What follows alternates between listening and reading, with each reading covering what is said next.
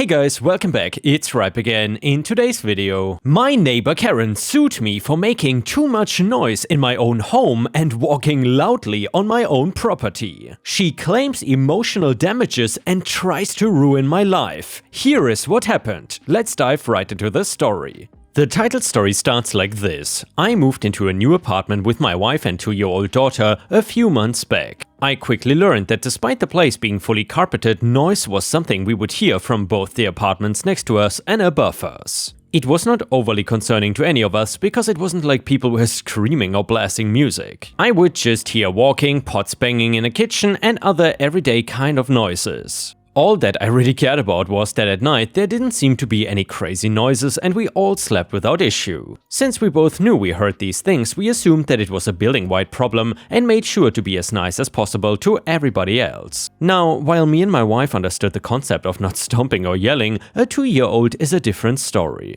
She is normally fine, but like every kid in the world, she walks a little heavily and gets loud when excited. I obviously see the people that live in the apartment next door often enough that I explained and apologized to them about any baby noises. They told me that it was fine and everyone in the building understood that the walls and floors were thin and noise could be leaking. About a week later, we got a knock on our door for a woman that I never saw before. She introduced herself as the person living directly below us and I did not get a good feeling just from her saying one sentence. She was wearing sunglasses in the hallway, had her arms crossed and her lips pressed tightly together. It was obvious that she didn't come to welcome us to the building with a gift of free cookies. Instead, she welcomed us with an argument. Karen, you need to stop making all of that noise. I cannot hear myself thinking with you jumping around all day. Me, we are actually trying to be as quiet as we can. We were even told that the noise leakage was an issue in the entire building. Karen, since I moved in, nobody has been living above me. It was quiet and I want it back that way. So you better stop making all that noise. Me, as I just told you, we are not doing anything extreme to make noise. We are living our life the exact same way as everybody else. If you hear anything really loud, it's probably our 2-year-old that doesn't really understand. We are really trying our best, but I don't really know what else you want me to do. Karen, if she's making that much noise, then maybe you should get rid of her.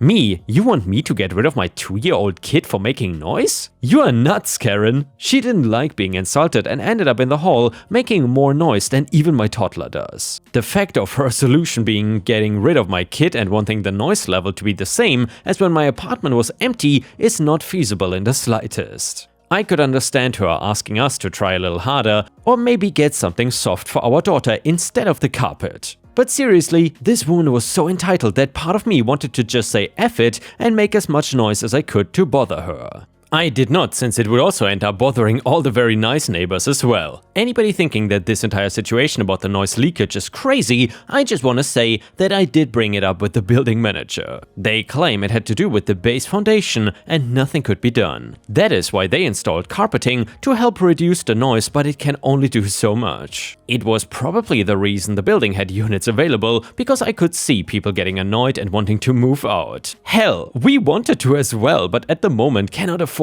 anywhere else. Cheap living comes with drawbacks and this place's drawbacks happen to be the noise. Karen did come back to our apartment a few days later and this time she brought the police with her. I let them all in to discuss this because I knew that I didn't do anything wrong. She talked about how I must be stomping around because she thinks her ceiling will fall and cannot sleep at night. I explained to the cops that the building has noise leakage and there isn't anything I can do about it. I offered to have one officer go down into Karen's apartment and one stay with me. Then I would walk around normally and they could see for themselves. Shockingly, Karen agreed to this, thinking that I would be caught making a ton of noise. After we all gathered back together, the police came to 2 conclusions. The first being that Karen was saying I was jumping around making noise, while the police could confirm that I was just walking like anybody else would. I was not making intentional noise to harass Karen. The second thing they concluded was telling Karen that this was not an emergency and no crime was taking place. It was a disturbance between neighbors and making too much noise while walking on my own floor was not an arrestable offense. She was livid that they were not gonna do anything and insisted that we should be evicted at the very least because our toddler makes too much noise.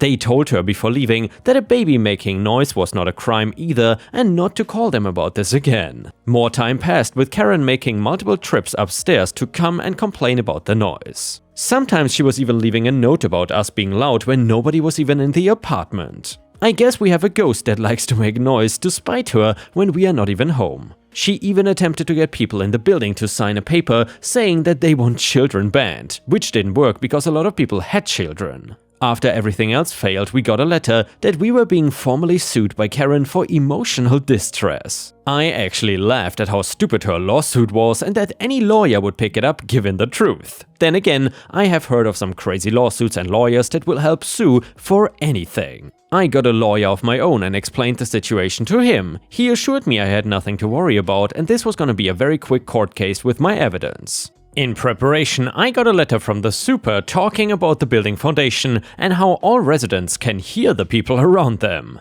I also got a copy of the detailed police report which had in it the weird sound test they did. Armed with all of that, we went into court knowing that we were gonna win. Karen's lawsuit against us basically stated that because my family was stomping around and jumping all the time, she could hear us through her ceiling. That she lived in constant fear of it collapsing and could not even sleep at night. Also, we were doing all of this intentionally because we did not like her for some reason. It was a crappy sob story that did not even sound very believable. She stated having multiple mental health disorders because of this, but no doctor records or medication. We showed our side to the court, including the evidence, with a brief explanation that we could not walk any quieter than we were already. That we minimize the amount of noise we make, even of our 2-year-old. The situation is not in our control and we should not be charged. Instead, we were actually countersuing Karen for harassment because we kept all her letters and had the record of the police report. We talked about Karen constantly coming to our door to yell at us about the noise, despite being told by police and the building manager that we were not doing anything. We were granted a restraining order from her so she couldn't come to harass us again. We also learned that she was in a contract and couldn't just move away to avoid the sound. We decided at that point to be really nasty and make noise that would only go through the floor to her. Letting our toddler jump in the worst spots on the floor, facing speakers against the floor, wearing heavy shoes instead of socks. The noise for her was so much worse, but now she wasn't able to do anything about it. I bet she wishes she had the noise level from before, because now she probably has a constant headache. And yeah, Ripe Stars, I would love to hear from you. Do you think that OP is the a-hole in this story or not? Let me know what you think in the comments, and while you're at it, please don't forget to subscribe to the channel if you haven't already, and maybe even like the video, because that would help me tremendously. Thank you so much. And the next one is a super satisfying but very long revenge story, so please be sure to watch until the very end. It starts like this. I work as a computer technician now, but when I was in college I worked part-time at a well-known chain cafe. Let's call it Seattle's finest. Other than babysitting or odd one-offs, under-the-table work helping at friends' booths at Renaissance fairs, it was my first job. The manager, Sarah, had aspirations for rising in the company at a corporate level, so she was obsessed about making our store the finest. In fact, Seattle's finest. At the same time though, she was not an especially effective manager at the store level. She didn't really know how to make all the drinks and had to constantly refer to the recipe cards, even though she was supposed to be an expert on everything. She also didn't really care to learn, which meant that during a particularly busy rush, she could never step in and help us out in making drink orders. She would just hole up in her little office in the back near the kitchen. However, she had a college degree, and our company's policy, at least at the time, was that only college degree holders could be the full manager of a store. She left the day-to-day running of the store to Steven, the lead shift supervisor, who had been working at that location for 25 years since he was 16. And the only reason I'm not a manager is because I don't have a college degree. He's never tired of reminding all the workers that the store would go to crap if he wasn't around. Steven did not really have to do much other than delegate others to do things and make sure orders were sent out to suppliers and to sign those orders in when they arrived. Our store followed standard company practice, and so a fixed amount of supplies was usually ordered in every day, with only slight variations to account for particular store's needs. For example, we might order 60 chocolate muffins a day, while company average is 100 because our store was next to a yoga studio, and the ladies who came in ordered less of the fattening items. Steve also wrote the schedule every week. So when I was hired on, Sarah was the one who interviewed me, and she assured me I would get at least 20 hours a week for our shifts to coincide with my school schedule, and I only worked Saturdays on the weekend, not Sundays. During my 2-week training period, she kept her word. I would hover right around the 18 to 22 hours a week for 4.5 hours at a time. After that, however, since I was fully trained, she passed me over to Steven. Steven followed Sarah's pattern for a week or so, but soon he began trying to schedule me in the mornings, which I couldn't do because of school. He'd pretend to get really angry and disappointed and talk about how, in my 25 years with the company, one of the first things you learn is to be a team player. Well, I thought that was great, but I still could not work in the mornings. So he would grumble and say, "I'll have to talk to Sarah to see what we have to do about you." Sarah would only occasionally show up to the store. Usually she was there mid-morning and left well before closing. Steve would always open the store. "I've been opening the store for more than 20 years. Steven would try to suck up to customers and at the same time condescend to us in front of them. "Forgive her, she's new. You see what I have to work with, raw recruits." Sometimes he would outright call us dumbasses if we couldn't clean up things fast enough or make drinks quickly enough. Like, he'd be hanging out in the back counting boxes and meanwhile it's 12 PM on a Saturday and I'm running the register and making all the drinks and our line is 10 deep. And he sent his other worker off to lunch and he himself refuses to help. "You've got to have your baptism of fire." He took himself way too seriously. He thought he was special because he spoke fluent Spanish. Since he worked in the morning, a lot of people who had early morning jobs would come in and many of them spoke Spanish only. He thought it was his specialty that he could communicate with them. Well, my father is from Spain and I happen to speak fluent Spanish myself, so one Saturday when I opened the store with him, I started speaking Spanish to one of the customers and the customer complimented me on how well I spoke the language. Steve looked like he was ready to murder me. Whenever customers would come in who spoke Spanish, rather than let me communicate with them, Steve would get up off his butt and say, "I'll handle this." As time went on, Steve would only schedule me for 8 hours a week, like closing Friday night and opening Saturday morning. I thought whatever, I'll just start applying to other jobs. I didn't tell him that though. I knew who he was giving all the hours to his favorites, usually young women who he tried to flirt with. I know because he tried the same thing with me at first. He said that he could give me more hours, but I had to play ball.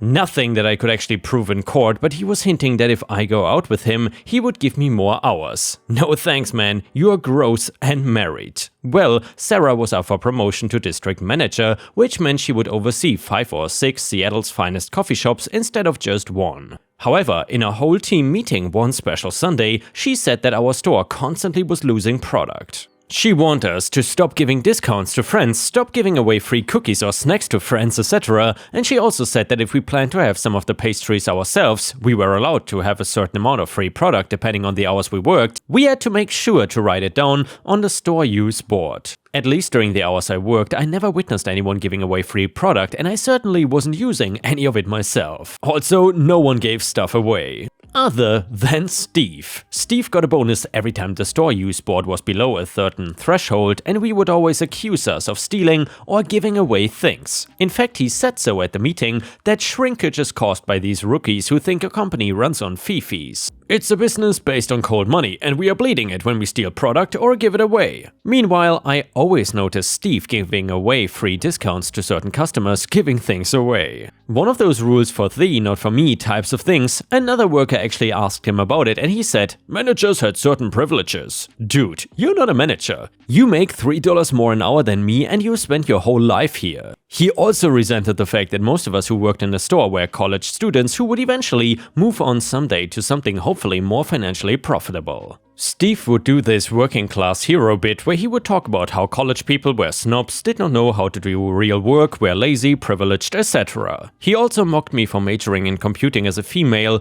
and accused me of just trying to get my MRS degree.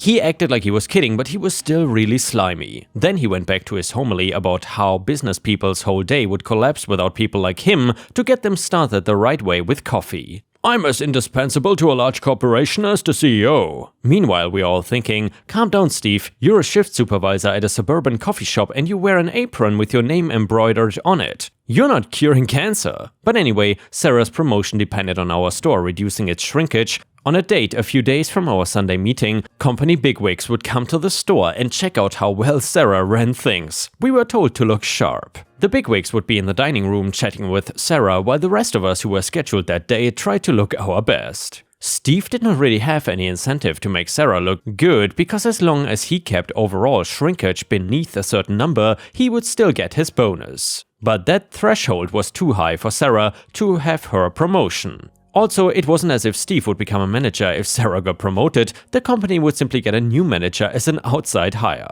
Informally, we would call Steve the assistant manager, but the company didn't officially recognize him in this capacity. Since he was a long-time worker and worked full-time, he did get health benefits and a 2-week vacation. The rest of us lowly part-timers just got a store discount and some free food or drink while working. We got paid every 2 weeks, but we got tips every single week. If you've never worked at a coffee shop like Seattle's finest, customers would throw money into a jar at the register if they felt like being generous. The tips would be emptied out every night, and eventually, at the end of the week, all money would be parceled out to all the workers depending on the hours they worked. Since I only worked a few hours, my tips were small, but at least it paid for laundry. My school starts a couple of hours after the store opens, and since I was not burning too much energy working, I would get up nice and early every day. The store was close to my apartment and I always walked there. It was the time of year where the moon was still out early in the morning. I decided that I would walk to the store and get my tips for that week. I approached the store from the alley entrance, but I intended to enter through the front. Store policy was that you could only enter the back way if you were scheduled to work. As usual at that hour, our daily supply truck was pulling out of the alley and there was a huge stack of daily supplies in crates outside the back door. Steve propped open the back door with a trash can and was carrying one crate at a time into the store's back room. My first instinct was to help him, but then I remembered that I wasn't being paid, and besides that, Steve was a total douchebag. I was fascinated watching him as he worked because usually he was such a lazy guy. I was hidden by cars and trees so he couldn't see me. He stopped working, but there was still a crate left at the back door. It was filled with what looked to be croissants and random boxes of granola bars. In addition to coffee and pastries, our store also sold third-party nutrition bars, the kind when you can buy a box of 6 for $4 at the grocery store, but we would charge you $3 for one. He was talking on his cell phone and only a minute or two later, a beat-up car pulls into the alley. The driver pops the trunk and Steve puts the crate into the car and the car speeds off. Steve then goes back into the store. At first I tried to rationalize what I had seen. Maybe it was just a work-related thing that I didn't understand because I was not a shift supervisor. Maybe the person in the car was from another store and our store was supposed to send those items to them or something. I decided to forget my tips for the time being and walked back home. By the time I got there, I realized it was most likely that Steve was just a thief. I went to school and forgot about it for a few hours, but every now and then, that day, I would think about it again. The next morning I woke up and made sure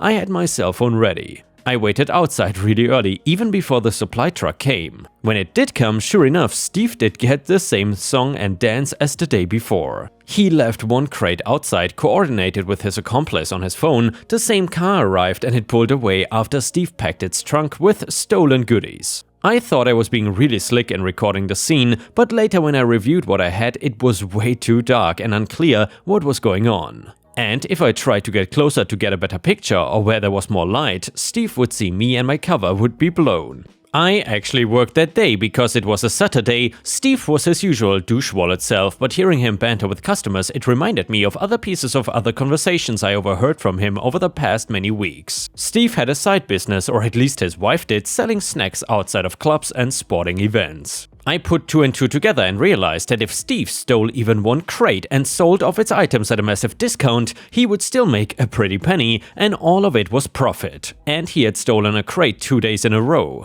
Who knew how many more crates he had stolen in the past? I realized that if I told Sarah, she wouldn't believe me and Steve would deny it. I had to catch him red-handed. The approach I'd been making to the alley was too far to record him without being observed, but I saw that there was an apartment complex on the other side of the alley. If I could somehow get into that apartment complex, all I'd have to do is quietly hold my phone over the brick wall and it would be close enough to record him. That was precisely what I did. Staking out Steve's stealing became my morning ritual for a week. Out of 4 days, he stole a crate 3 times. And each time I had him recorded. I was not scheduled to come in until an afternoon the next week. Now all I needed was to show Sarah my phone and I would nail this guy. Unfortunately, she would not be in the store for a while either. But then I remembered that the big company meeting regarding Sarah's promotion was coming up that Monday afternoon, just a couple days later. I was not scheduled to work, but I knew I could talk my way into the back room with an excuse that I needed my check.